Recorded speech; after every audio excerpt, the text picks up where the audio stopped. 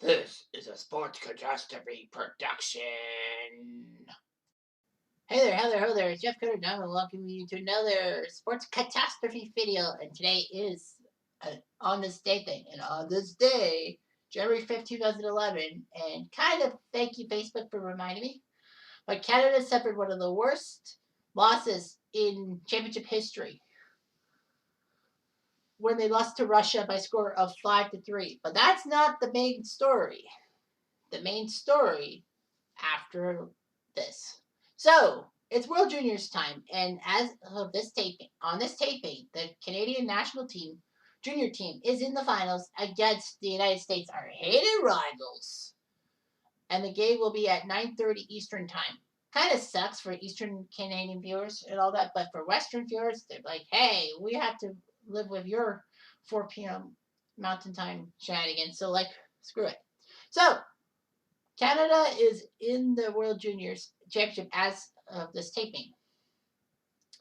So Canada is one of the most dominant junior programs of all time. I mean, after all, we are the country that invented the sport. Now, the World Juniors didn't officially start as a major tournament until 1978. There have been a few older tournaments, 74 and 75 and all that, but there were experiments. But the World Juniors took off in Canada in 1978 when Montreal got to host the tournament, along with other cities in Quebec and Ontario. But basically, Montreal was where Wayne Gretzky put on a clinic against both the Czech juniors and the Soviet juniors. Despite the fact that Canada sucked and all that, and the fact that Canada's World Junior team comprised of members of the defending Memorial Cup champions, and basically some other people sprinkled in. And also, Canada's jerseys being white with the blue maple leaf. And it's like, blue on a Team Canada jersey? Quel dommage.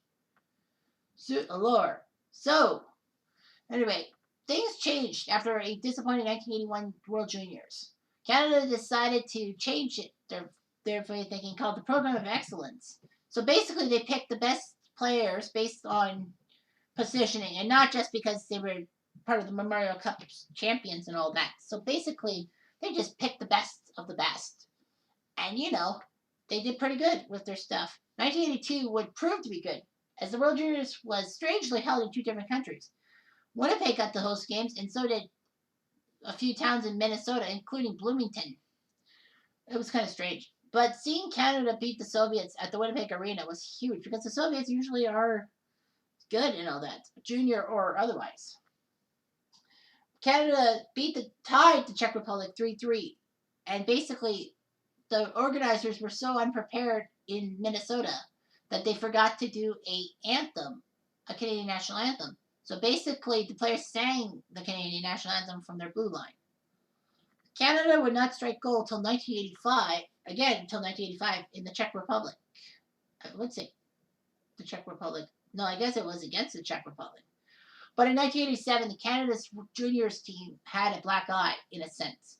On January 4th, 1987, the punch-up of Pierce Johnny happened. Canada needed to beat Russia by 3 goals to win the gold. If they beat Russia by any margin, by 1 or 2 goals, they were assured silver. They would take silver. They were assured at least bronze. But Russia, with basically nothing to play for, basically knew what to do. They go to Canada. Canada had a 4-2 lead. Unfortunately, though, the Russians basically got angry and had their players off the bench before the Canadians and all that. Despite the fact that a lot of people were upset and all that, but that the Canadian players left their bench too, but basically because Russia was jumping the Canadian players and all that, they thought it was gallant enough they had to help their fellow teammates. Even though that if they stood back, maybe Russia would disqualify, and maybe Canada would have gotten a win that would have given them the gold medal for being so brave and gallant. Sadly, though, the Canadians and the Russians would fight each other and all that. Long story short, you should check that article on Wikipedia, the punch-up in Pierce Johnny. But basically, long story short, Canada and Russia both were thrown out of the tournament, so Canada didn't even get a medal and all that. And Don Cherry, well, talking about the CBC, on the CBC airing of the punch-up in Pierce Johnny, basically said that, Bert Templeton, the coach, is going to get a lot of shtick for it. But he knew he had to send the Canadian players over there, and basically to protect our players, even though it cost us a medal.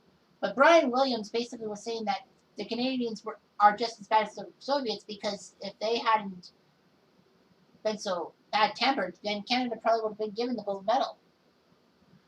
But unfortunately, though, Brian Williams wouldn't live to let this down. Don Cherry would remind him every time, and Brian Williams got a lot of shtick for that, and Don Cherry got a lot of praise because he was pro-Canadian and all that. But anyway, yeah, at the time they actually banned every player who was part of those two rosters for 18 months from any international competition. Unfortunately, though, well, that would have meant that no World Juniors in 1988. The worst part about the next World Juniors was it was in Russia of all places. So basically, the Russians kicked up a stink. So they basically said that Canada and the Soviets were allowed to play in the World Juniors and all that, and that basically they took out all the international bans, if you will. And Canada proved themselves by beating Russia on their ice and actually doing well. I don't think they won gold. I think they won silver or something like that. But anyway, yeah. So 1990, Canada came back and won another gold medal. But then 1991 popped up. And, this was the first tournament that TSN would actually carry the World Juniors instead of CBC. CBC just basically showed a few games here and there. But TSN was committed to show not just the Canada games, but many other round-robin games too. So TSN put up a great offer and all that. It was in Saskatchewan too. TSN did pretty well. And in those days, there was no medal round. Basically, it was round-robin. You play each other once, best overall record wins the gold medal. So Canada knew, thanks to a shocking Finland comeback against the Soviets in the second last round robin game, that basically if Canada beat the Soviets by any score, they win. Now remember, ties had to happen because there was no overtimes back then. And Canada and the Soviets were playing to a big draw, but then Newfoundlander John Slaney slapped one from the blue line and it eluded the Russian goalie, and Canada won the gold medal. It was one of the first major World Junior moments TSN captured. Canada would go on to do decently. In 1993, they shocked a lot of people by taking down the powerful Swedes in the round robin, because Sweden had all these great players like Naslund, Alfredsson, and Forsberg on their team. And basically, Manny Legacy, the goalie for Canada, stood on his head. Yes, he gave up goals, but Canada won the game 5-4 in one of the most unbelievable upsets in World Juniors history.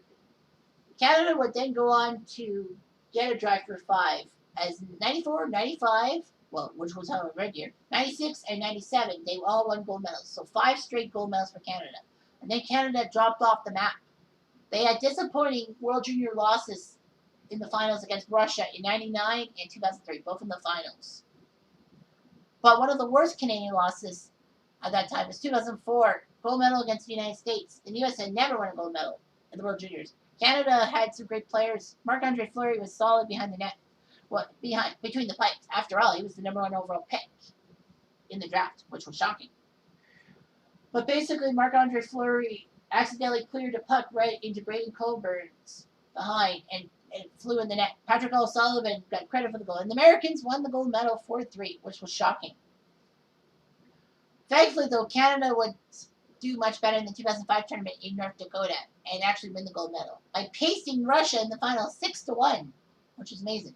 But even more amazing is that the 2005 World Juniors team stacked, really stacked, because of the NHL lockout at that time, which people thought would be fine, and then basically they would play hockey again. This was before the season was canceled. So basically, they had all these great guys like Crosby, Carter, Dawes, Richards, Dion Phaneuf. The list goes on and on and on. Now, I know that Canada's goalie Jeff Glass wasn't really much of an NHL player, or his backup Rajan Bolsheman. But Jeff Glass got a chance to play for Chicago many years later and won a few games, so that was good. So yeah, so Canada was just amazing. 2006 in Vancouver, another goal. 2007, gold medal. 2008 gold medal over, I guess, in the Czech Republic or something. This was the tournament that Canada needed to beat the U.S. in a shootout to get to the gold medal game in the first place, and how they basically used Jonathan Taze to score shootout goals.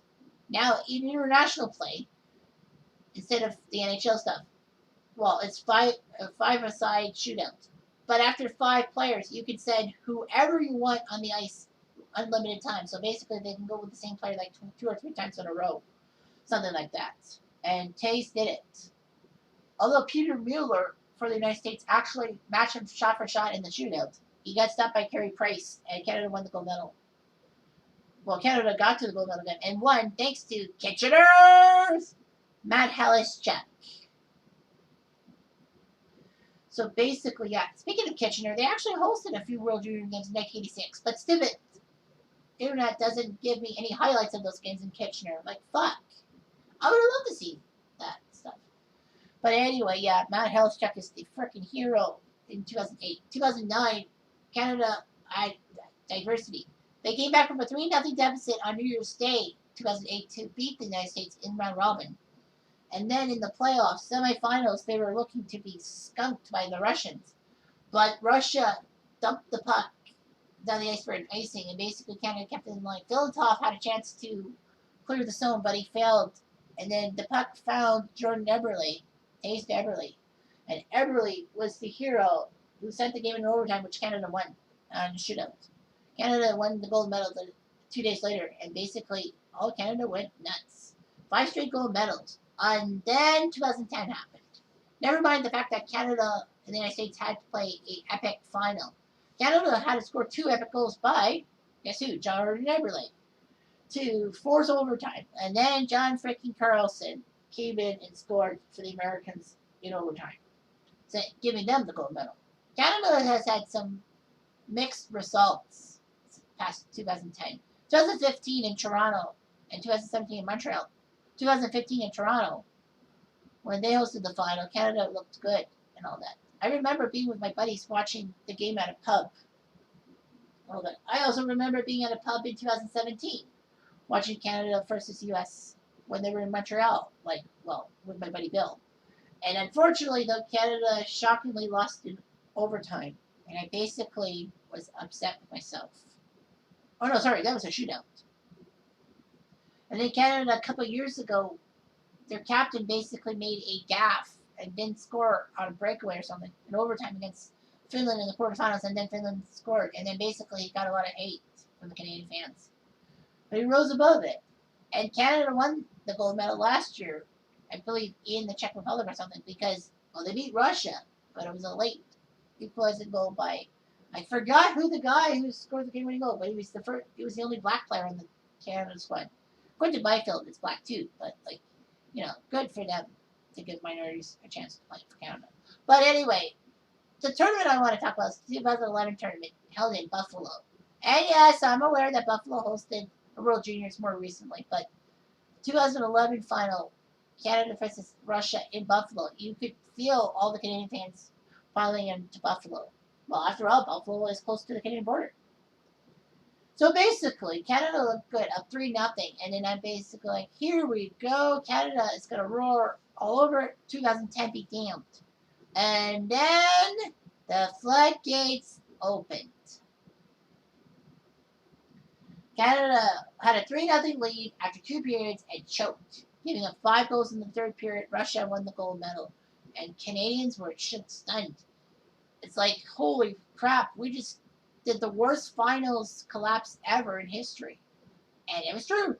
It was terrible. Canada really felt terrible about themselves. They overreacted. But yeah, so I don't really want to be reminded about Canada's chokery. But thank you a lot, Facebook, you reminded me of that. But anyway, this is big. The World Juniors. Will Canada get a gold medal today? Or will it be those fucking Americans? Pardon me, but basically, you know how I feel. Anyway, this is Jeff Diamond. That dude.